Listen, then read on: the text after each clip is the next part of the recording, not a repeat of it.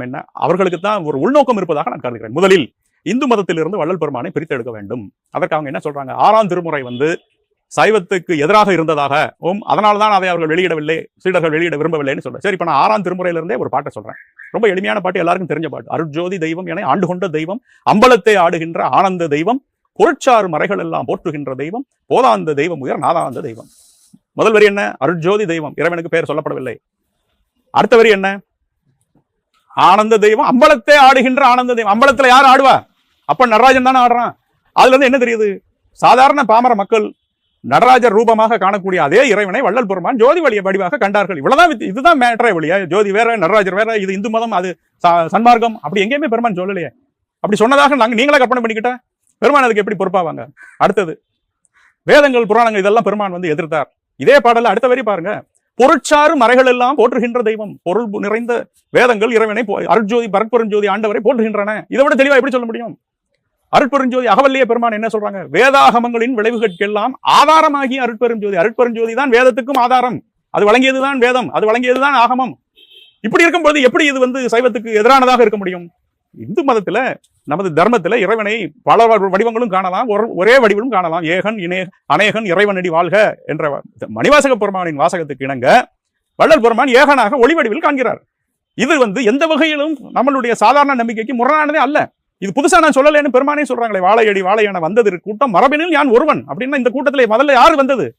இது முதல்ல இந்த கூட்டத்துக்கு ஒருத்தன் நான். அப்ப இதுக்கு முன்னாடி நிறைய பேர் வந்திருக்கணும் இல்லையா? இலக்கிய ஆதாரம் படி நமக்கு முதல்ல யார் இதை சொன்னாருன்னா மணிவாசகர். ஆதியும் அந்தமும் இல்ல அருட்பெரும் ஜோதியை அம்பாட கேட்டேலோர் எம்பாவாயின் அருட்பெரும் ஜோதி என்று மணிவாசகர் தொடங்கி வைத்த இந்த அருள்நெறி திருக்கூட்டத்தை வள்ளல் பெருமான் தனிப்பெரும் கருணை என்று சேர்த்து அதை மேலும் செழுமைப்படுத்தி நமக்கு கொடுத்திருக்கிறார். அப்படின்னு இதுல எங்க முரண் வருது? தொடர்ச்சி தானே ஒழிய கண்டினியூட்டி இருக்கிறதே ஒழிய டிஸ்கண்டினியூட்டி கிடையாது. இது முரணோ இன்கான்கிரன்சியோ கிடையாது. இவங்களுக்கு அருட்பாவும் படிக்கிறது இல்லை, வரலாறும் படிப்பதில்லை, இலக்கியமும் படிப்பதில்லை. அப்படிங்கும் போது இப்படிதான் நிற்கும், இப்படிதான் யோசிக்க சொல்லும். இப்ப புதுசா இன்னொரு கிளப்பியிருக்கான், வள்ளல் பெருமான் பக்தர்கள் விபூதி அணியக்கூடாது. அப்படியா? 6ஆம் திருமுறையில முறையீடுன்னு ஒரு பகுதி இருக்கு. அதுல 4வது பாட்டு 4வது வரி என்ன சொல்லுது? ஆகமுறும் திருநீற்றின் ஆகமுறும் வெண்ணீற்றின் ஒளி விளங்கு அசைந்தே போகமுறும் திருநடஞ்சே அருட்பெருஞ்சோதி அப்படின்னு வருது. அப்படின்னா இறைவனே திருநீர் அணிஞ்சிருக்கிறான்னு பெருமான் சொல்றார் முறையீடுல 4வது பாடல்ல 4வது வரியில. அப்ப நீ நம்ம பூசக்கூடாதுன்னு சொல்றமே எப்படி? பெருமான் பக்தர்களுக்காக நித்திய கர்ம விதி அப்படின்னு உரைநடையிலே எழுதி கொடுத்துருக்காங்க. அதுல சாதாரண இல்லறத்தாருக்கு ஒரு விதி, அது தீவிர பக்குவனுக்கு ஒரு விதி. அதுல என்ன சொல்றாங்க? காலையில எந்திரிச்ச உடனேயே நீ மூஞ்சி கை கால் எதுவும் கலக்கணும், முதல்ல செய்ய வேண்டிய வேலை திருநீர் அணிவது. அதற்கு அப்புறமா தான் போய் எச்சியை துப்பிட்டு ஒரு வெத்தலையை போடணும் அப்படின்னு சொல்றாங்க. அடுத்ததாக பல் விளக்கி சுத்தம் பண்ண உடனே 2வது முறை விபூதி அணியணும், குளித்து முடித்தவுடன் 3வது முறை விபூதி அணியணும். திருப்பி திருப்பி சொல்றாங்க. இது இல்லற பக்தனுக்கு இப்படி சொன்னவங்க அது தீவிர பக்தர்களுக்கு இன்னும் அதிகமாக சொல்றாங்க. எங்கேயாவது மற்ற விதிகள்லாம் மாறும், விபூதி அணிய வேண்டும் என்ற விதி இதுவரை மாறவில்லை. இதை நம்ம சன்மார்க்கிகளும் வள்ளல் பெருமானுடைய பக்தர்களும் தெளிவாக தெரிந்து கொள்ள வேண்டும். இந்த விபூதி இருக்கக்கூடாது என்ற கேஸ் முதல்ல போட்டவர் யார்? கலைஞர். அதை மறந்துடாதீங்க. 87லயே இந்த பிரச்சனையை ஆரம்பிச்சுட்டாங்க. நம்ம இன்னைக்கு 2023 இருக்கிறோம். இவங்களுடைய தவறான நோக்கம், வக்கிர புத்தி, கடவுள் மறுப்பு ஆழமானது. அதிலிருந்து தமிழகம் மீள வேண்டும் என்று கேட்டுக்கொள்கிறேன். வடலூர்ல அந்த ஞானசபையை கட்டினாங்கிறதுக்கு இவர் ஒரு கதை விடுறார். இவர் எழுதின புத்தகத்துல அதை பெருமான் ஒரு தடவை சிதம்பரம் கோயிலுக்கு போய் தீட்சிதர்களை பார்த்து, நான் இப்ப வந்துட்டேன், எனக்கு நீங்க கற்பூர ஆராத்தி பெருமான் காட்டுங்க, நான் கும்பிட்டுட்டு போகணும், அவசர வேலை இருக்குன்னு சொன்னாங்களாம். உடனே இவர்கள் இல்ல தீட்சிதர்கள் நாங்க இப்பதான் பூஜை முடிச்சோம், உங்களுக்காக நாங்க செய்ய முடியாதுன்னு சொன்ன உடனே உங்களுக்கு போட்டியாக நான் இன்னொரு ஸ்தாபனத்தை நிறுவி அங்கே கூட்டத்தை வர செய்வேன்னு சவால் விட்டுட்டு வந்தாங்களாம். இப்படி எழுதுறதுக்கு ஒரு மனசு எப்படி வரும்னே எனக்கு தெரியல. இந்த எழுதின கையும் புழுகிய நாக்கும் அழுகாம இருக்கிறது தான் எனக்கு ஆச்சரியமா இருக்கு. பெருமான் போய் கோயில்ல போய் இப்படி ஒரு காரியத்தை செய்வாங்களா, பேசுவாங்களா? தீட்சிதர்களை எதிர்த்து பேசுவாங்களா? பேச வேண்டிய அவசியம் என்ன இருக்கு?